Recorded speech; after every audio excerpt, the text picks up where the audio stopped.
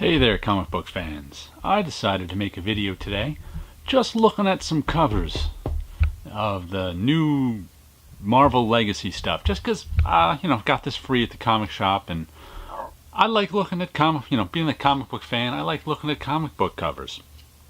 Even if I'm not going to buy any of the comics, it's fun to look at them and, get some thoughts, think about them, and see what I like and don't like. So let's go through this. The first one we have is The Avengers World Collide. This is a cover by Alex Ross. I'm not going to talk too much about the design in terms of the trade dress and stuff, because I don't even think that might not even be the final trade dress, because often in these previews they don't have all the trade dress and stuff done yet. So, and sneak peek preview won't be on the cover too. But I am not a big Alex Ross fan. Not that I dislike him or anything, but I'm more of an imagery guy, which means I like lots of different pictures, basically. A wide variety of pictures. And Alex Ross kind of always, he doesn't have a lot of imagery I like, in that what he normally does is, hyper-realistic superheroes, which is great if you like hyper-realistic superheroes. But, like I said, he's not my face. He's incredibly talented. I mean, these two Spider-Men down here, wow, you have no idea how hard it is to get him in that locked arm position right. I mean, he probably used photo reference on that because he's a photo reference guy, but even with photo reference, that's really hard to do, and he nailed it. But overall the cover just goes to me, especially these two big Earths right there, because they're just not that interesting. I mean, if you just look at the way that they're painted, it's just kind of like you'd much rather look at all that Hulk, was that Ms. Marvel? But by the way, whoever thought up the giant hands for Ms. Marvel, it's a great visual gimmick. It always kind of looks fun. I've never read any of her comics, but every time I see, the drawings of her, like on the covers with the big hands, I'm like, ooh, that's cool. So I think the big hands thing is just a great gimmick. But overall, well done cover, not really to my taste. And like I said, just the fact that these two big Earths, which have to be there they're part of the composition, they're part of the storytelling of the theme of this whole cover. They're just not, that takes up, a third of the cover? And they're just not that interesting, the Earths. The guys are a lot more interesting. But anyway, Alex Ross cover. If you're an Alex Ross fan, I'm sure you'll enjoy this, because it's, we got the interiors. What's next? Next we have the incredible, this is the one that's on the cover of the magazine. It was the Greg Land cover. Yeah, Greg Land. Once again, a nicely illustrated cover, but not one that really grabs me. Giant head grabbing the Earth. Once again, the imagery doesn't grab me. And I always found this down shot with you see this a lot on covers and stuff, the down shot where you can see all the way to his back molars, like he's sticking his bottom jaw out. I always found that a little odd.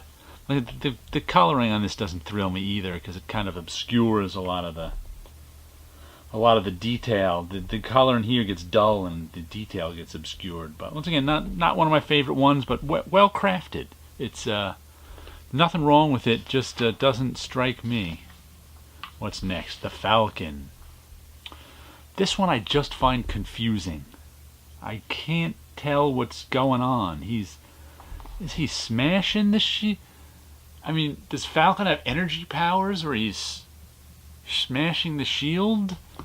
It's kind of it's a digital style where there's no real black holding line, just a little bit. This one doesn't do it for me, either design-wise or execution-wise. I don't know who did this cover. Did they give... no, that's Diodato. I have no idea who did this cover, but this one doesn't thrill me here. The Falcon. Spirits of Vengeance. Boy, so far we've got a whole bunch of covers I don't like that much. The other type of cover I'm not a huge fan of is the Floating Heads cover. Once again, well executed. Nothing wrong Nothing wrong with the drawing. The drawing's done pretty well. I like the coloring on this one. Everybody's staring at you. Nice. I like the bottom half. I like that Ghost Rider. But this floating head design thing, just it's a paperback book thing that, of course, used on comic books too. I'll have to do a video one day about what I think makes a good comic book cover, what makes them distinct. But this isn't it. This floating head paperback book thing never really thrilled me.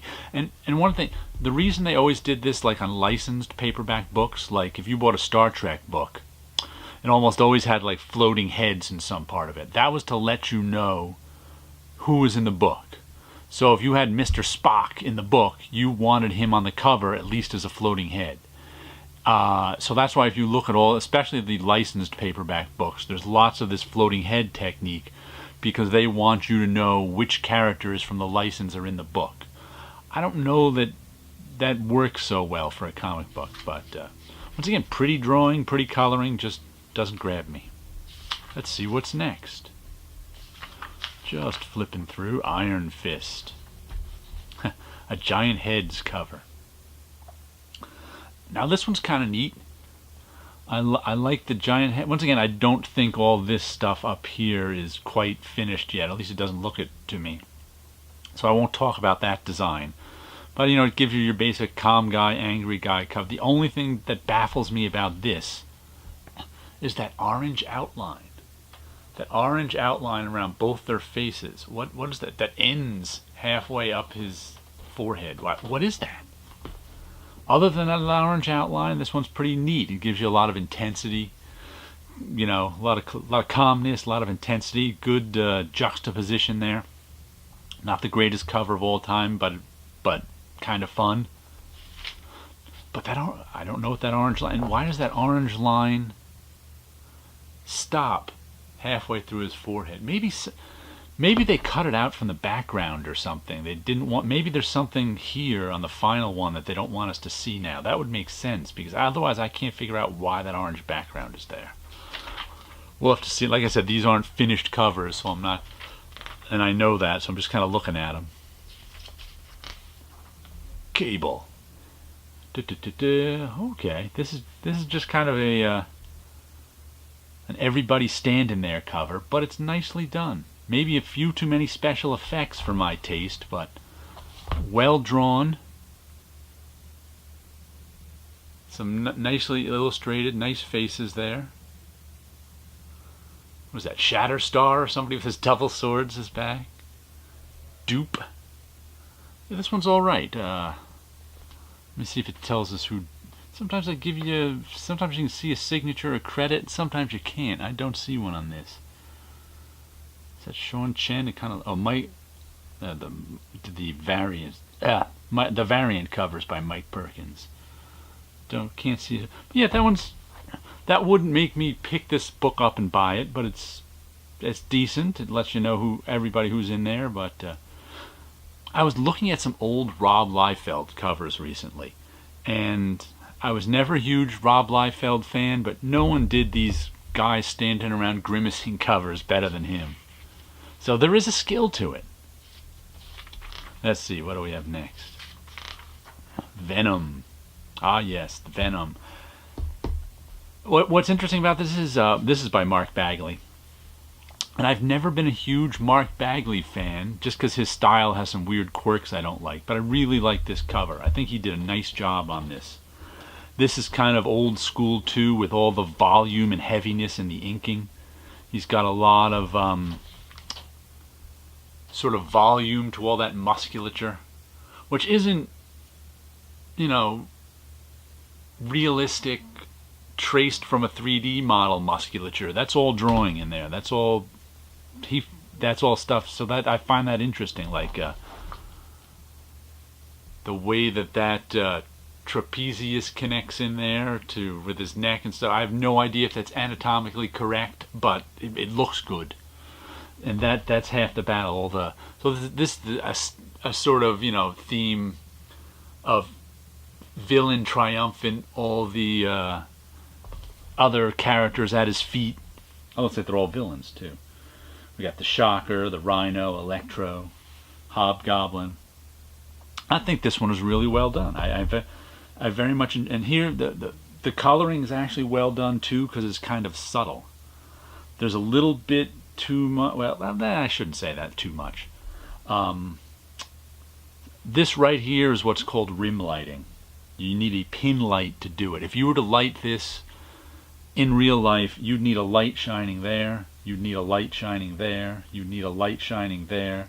You'd need a whole series of pin lights they're called, which are little tiny spotlights that they use to light things for movies and photography. And sometimes in comic books, people go overboard with them. And I don't think this is overboard. I think this is because if you want this dark to light here, if you want things dark to light, you have to have these imaginary pin lights there. Like there's a blue gel pin light coming underneath there. None of these light sources could exist in reality. And I think this one is done, and it's always a compromise, because you want that roundness to it, but you don't want it so overdone that it looks artificial. I think they got just the right balance here, especially since he got a lot of roundness in the inks. This particular, especially Venom right there, is just really, really well inked by Mark Bagley. So that the colorist almost couldn't ruin this because it's just so well inked. And the colorist did a great job. Like I said, sometimes those pin lights are overdone, but not here. Let's see what's next.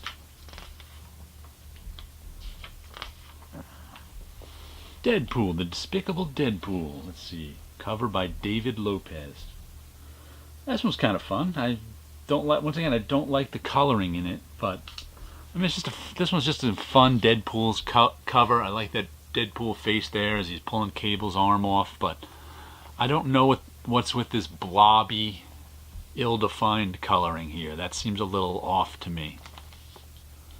There's not much. There was also not much for the colorist to do there if there was a separate colorist. I'm sure David Lopez may have colored this himself, and the coloring is kind of blobby there too. Just kind of the shapes seem almost random. So, though that one's okay.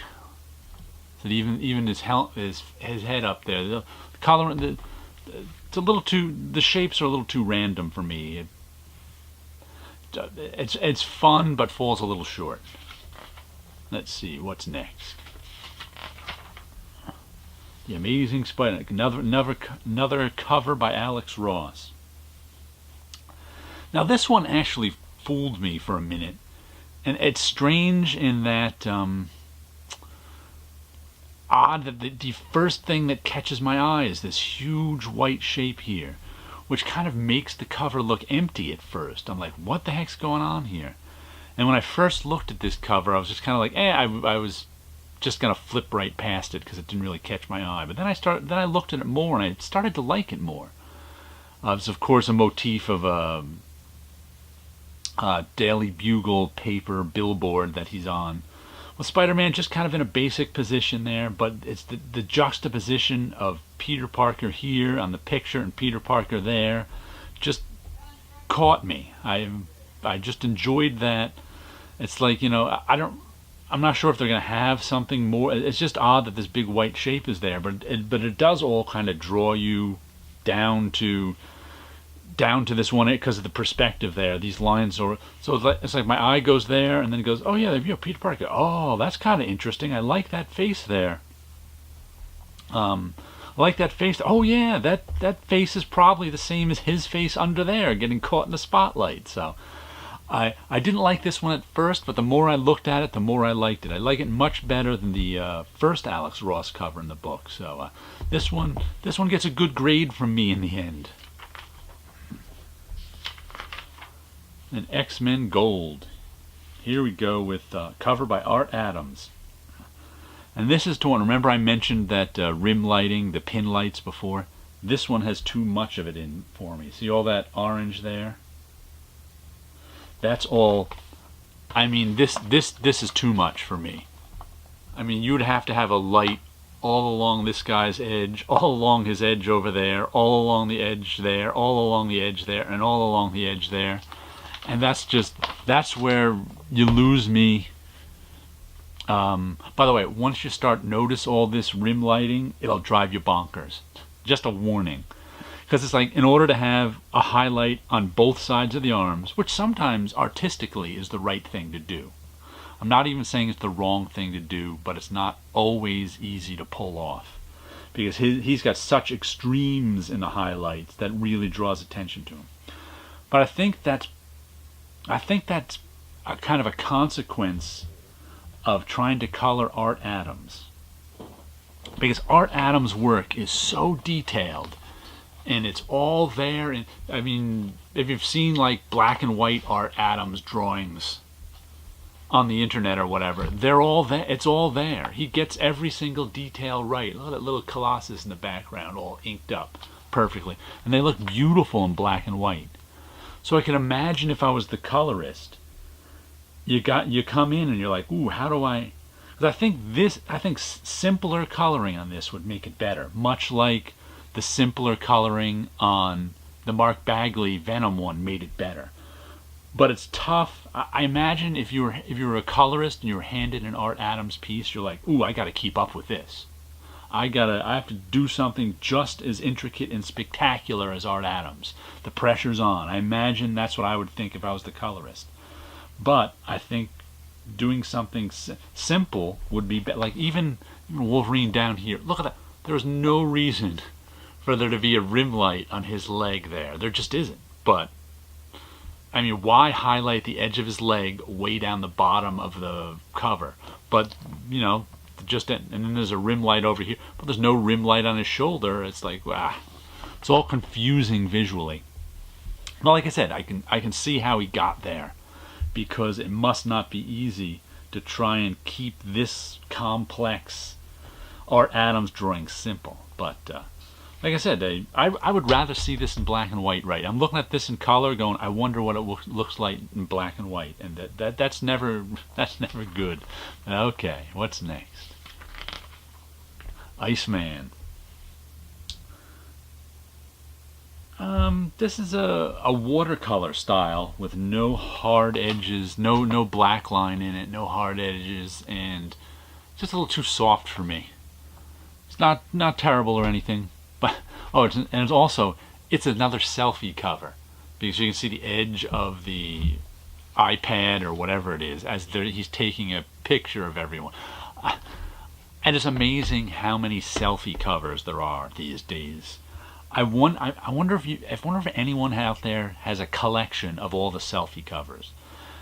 I think DC even did a selfie month, but even besides that, the theme of selfies on a cover happens quite a bit. I wonder if there's a complete list of all the selfie covers. I don't know. That just, like I said, besides that, this cover is fine, but not striking. And I think the technique makes it a little not striking, only in that with no black holding lines, and it's tough to compete with all the logos and everything that else is going. Just find it a little soft, not that striking, but okay. Let's see, what else we got here? The Uncanny Avengers. Who did this one? Cover by R.B. Silva. Kind of fun one. I'm not a fan of this yellow, whatever. Sometimes the color just doesn't strike you. This orangey yellow doesn't seem to work for me. But once again, this might not be the final color. But nice illustration of the Beast. Fun illustration of Wonder Man. Except that leg that there is a little distracting. It looks almost like an arm where a leg should be. But I'd call this one middle of the road. When's the last time you saw someone on a comic book cover smiling? But he's usually grimacing, especially smiling in the middle of the fight. But yeah, I'd call this one middle of the road. Okay, not great. And is this the last one? Might be. The Unbelievable Gwenpool. This one looks more like an ad than a cover right now, but it's fun. It's got a fun, like, I'll have to see what it looks like without all this stuff down here. Because with this, a sneak preview and that stuff down there, you don't get a sense of him falling into a... When I cover that up, I get more of a sense, it works better. I get more of a sense of him falling off the edge of the page. When those are there, he's not falling off the edge of the page anyway. So that one might look better in the final version. It depends on where they put the UPC and everything. But nicely drawn. Who did this one? Cover by Paulina Ganucciu. Yeah, not like I said, cover that up, and I like it better. It's fun playing with the picture frame, playing with the idea that she's in a comic book, waving bye to Paste Pot Pete. Not the greatest cover of all time, but fun stuff. Got, nothing wrong with that one. Let's see. Yeah, I think that's all of them. So I'd have to say to you, winner. This whole book, this Venom cover is the winner for me. Which I never would have guessed a Mark Bagley cover would. Like I said, Mark Bagley is just not to my and I always make a distinction between what's good and bad and what's my taste. Because sometimes you don't like something because of your taste, but it doesn't mean it's bad. It just means it's not up my alley. But this one's the winner for me. Venom 155 cover. And you guys all have a good week out there.